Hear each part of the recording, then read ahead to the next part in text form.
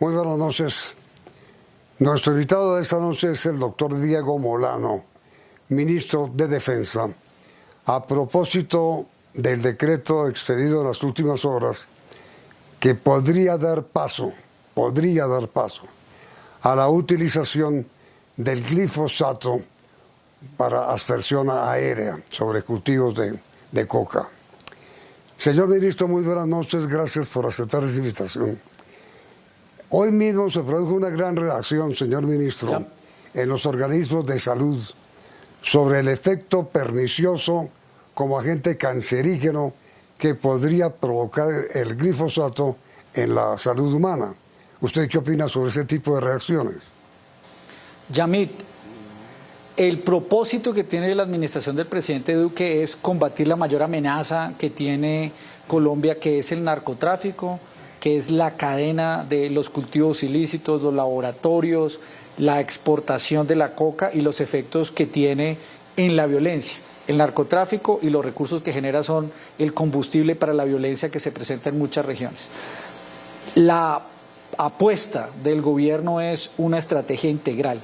Por eso se viene trabajando desde el principio de la administración en una sustitución de cultivos de manera voluntaria, cambiando la coca por cacao, cambiando la coca por café, cambiando la coca por frutales.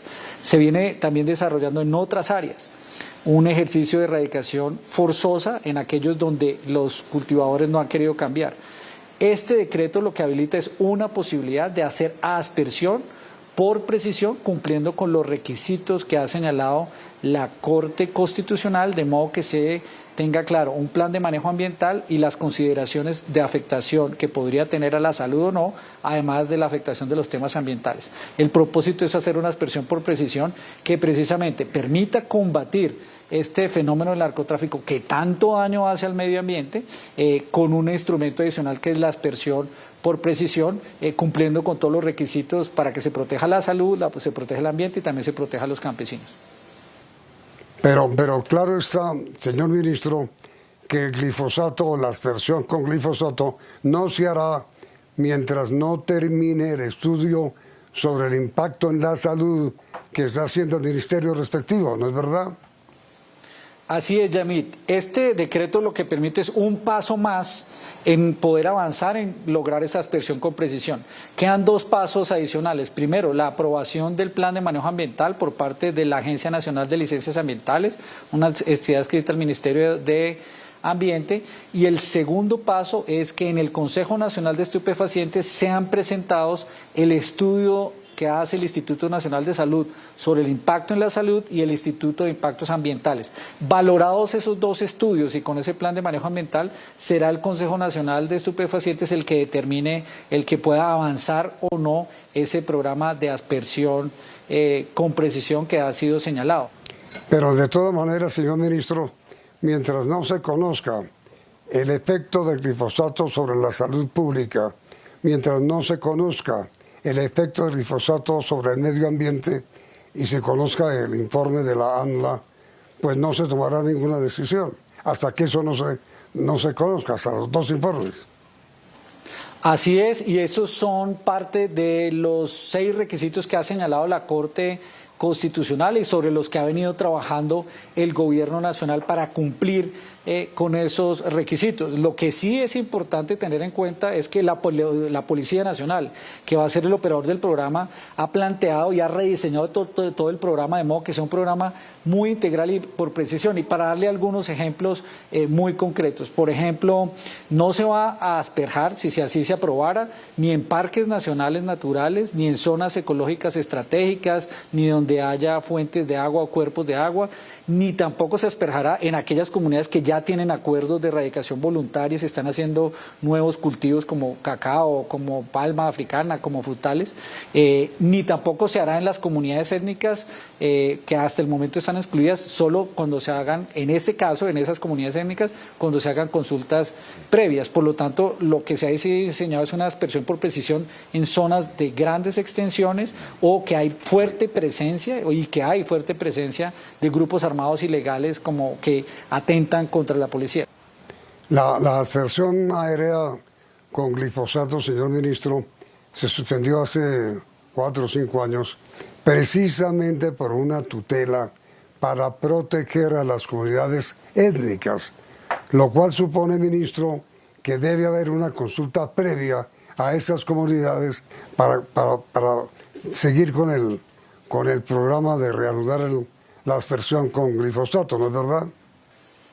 Yamit, la aspersión se suspendió por una decisión autónoma del gobierno anterior y a partir de ahí se han tenido varias decisiones, particularmente la Corte Constitucional, una sentencia y un auto, en donde a partir de un análisis relacionado con estos temas ha fijado unos parámetros y establece que algunos 6 requisitos que deben cumplirse para poder desarrollar esa aspersión por precisión.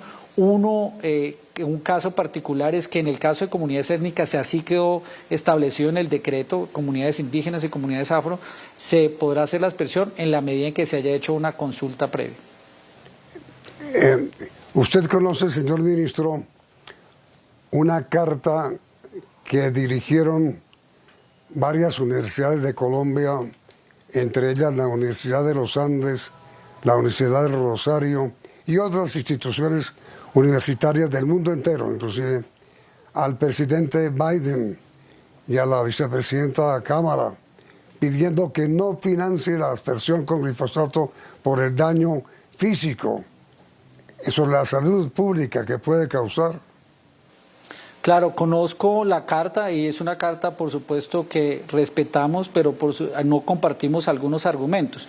Hay un argumento central en donde ellos señalan que debería centrarse más los esfuerzos en un desarrollo integral y un desarrollo rural y en un esfuerzo integral de erradicación y sustitución. Eso lo estamos haciendo en el Gobierno Nacional del presidente Duque. Más de 100.000 familias hacen parte de los programas de sustitución voluntaria del PENIS que salieron del acuerdo de paz y se han respetado y ellos están avanzando en nuevos cultivos.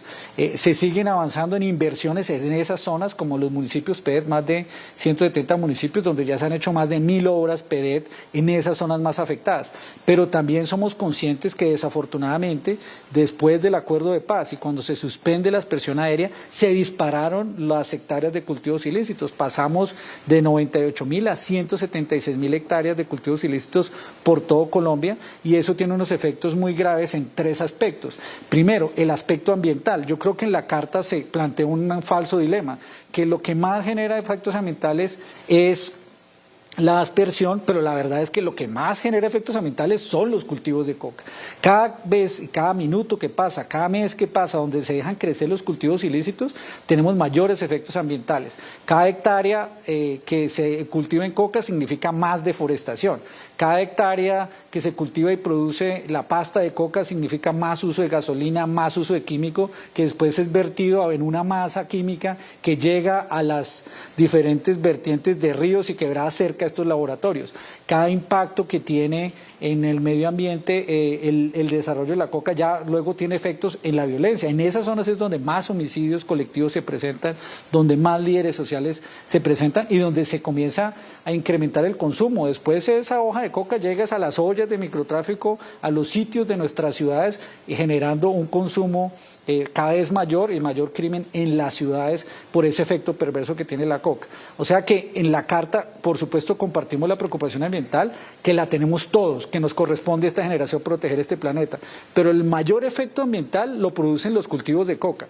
Ahora, señor ministro, mire, a propósito del decreto, se conoció hoy una entrevista que le hizo nuestro colega Darío Arimendi hace varios años al actual ministro de Salud, cuando era viceministro de Salud, entrevista en la cual el viceministro, hoy ministro, dijo que el glifosato sí era un agente cancerígeno. ¿Usted qué opina? Pues primero yo, todo el respeto, Yamit, por nuestro ministro de Salud. Yo a él lo conozco, lo admiro y creo que ha hecho una labor maravillosa durante este ejercicio de la pandemia, del control del COVID. y por supuesto no conozco las declaraciones que él dio, pero aquí lo importante es que el gobierno del presidente Duque lo que ha venido haciendo es cumpliendo con los requisitos de la Corte, las evidencias que se van a presentar en el estudio de salud que haga el Instituto Nacional de Salud y se presenten al Consejo Nacional de Estupefacientes para la decisión final, esbozarán los lineamientos de los efectos que tiene o no este herbicida sobre la salud y que por supuesto esperamos que desde la perspectiva nuestra de defensa permita evidenciar que estos herbicidas, particularmente de la forma como van a ser aplicados, pues tenga efectos mínimos en la salud, por supuesto, y que los impactos ambientales sean manejados dentro del plan de manejo ambiental que en ese sentido.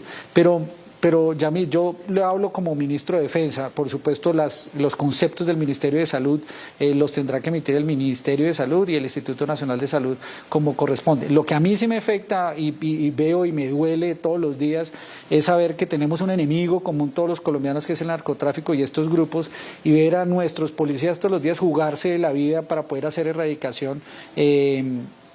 Que los policías, más de 3 fueron asesinados, 3 policías fueron asesinados este año en plenas operaciones de erradicación manual y lo que en Colombia necesitamos es que no sigan, por ejemplo, las sazonadas que les hacen a los grupos móviles de erradicación donde se les van con palos las comunidades para golpearlos cuando se presentan a hacer erradicación manual. Ahora, señor ministro, miren, otro tema. 2 generales activos. El general Edgar Rodríguez y el general Marcos Pinto fueron llamados por la JEP a rendir testimonio o versión sobre falsos positivos. ¿Cuál es su opinión sobre ese tema, ministro?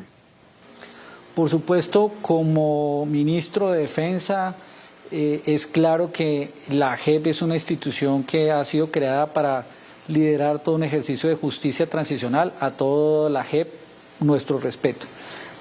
También es claro que en este ejercicio debe haber un debido proceso. En ese debido proceso se debe dar todas las garantías a nuestros generales de las fuerzas militares de modo que puedan estar allí a hacer un ejercicio de presentación como corresponde con todo el debido proceso y en esa medida esperamos que puedan tener esas garantías para cumplir este ejercicio.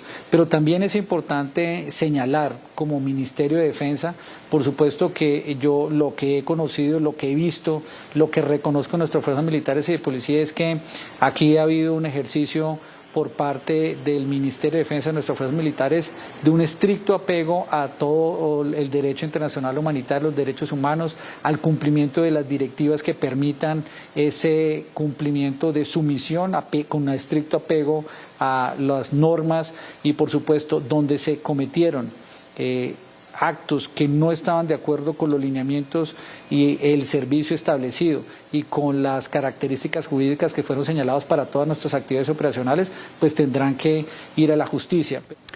Señor ministro de Defensa, doctor Diego Molono, muchísimas gracias por haber aceptado esta invitación. Ha sido usted muy amable, ministro. Muchas gracias, Yamit. Buenas noches.